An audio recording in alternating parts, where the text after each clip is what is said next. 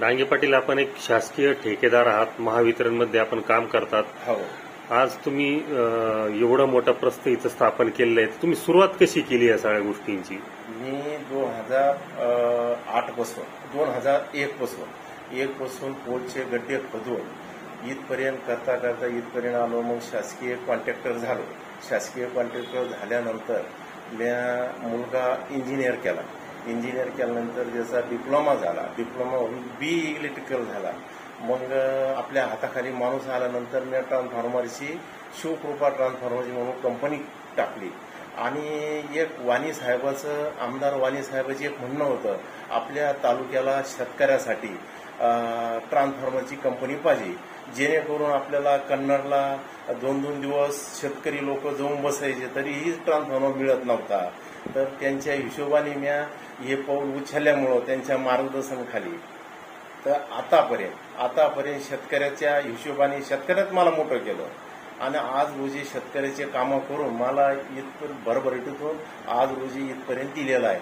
आता नवीन एक कुटिंग पत्रा म्हणून एक फॅक्टरीचं काम चालू आहे, ती बी शेतकऱ्यासाठीच. शेतकऱ्याचं कधीला बी चांगलं व्हावं, कारण शेतकऱ्यांना मला 2 पैसे मिळवून दिलेले, त्याच्यामुळं मला हे शेतकऱ्याचं काम करण्यात खूप मजा वाटते, आनंद वाटतो. आणि त्यानंतर 110 मुलं माझ्याकडे रोजगार आहे. गरीबाचे मुलं रोजगार म्हणजे 2 पैसे कमी द्या, त्यांचं कुटुंब चालू आहे, तो सगळ्यात जास्त मला तो आनंद वाटतोय. आणि बाकीच्या कामामध्ये जे रोजगार देतोय आपण त्याच्यात तर खूपच आनंद वाटतोय.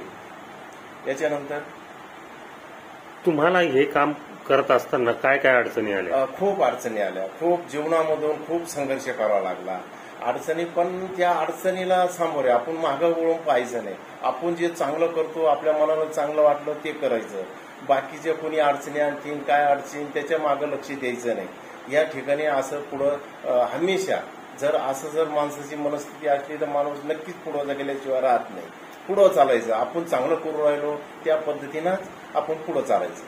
आपण जो मुलांना इथं रोजगार दिलेला आहे 110 मुलांना, तर ते कुठल्या पद्धतीने काम करतात? आता ट्रान्सफॉर्मर शिवकृपा ट्रान्सफॉर्मर कंपनी आहे, त्याचे 10 जण आहे.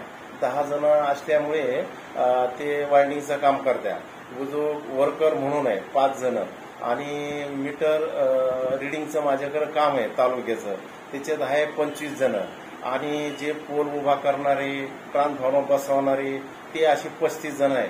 आणि हे असे इकडचे आज मधांतर लागले म्हणजे असे जवळपास 110ची टोटल आहे माझ्याकडे. अशा पद्धतीनं रोजगार उपलब्ध केलेला आहे.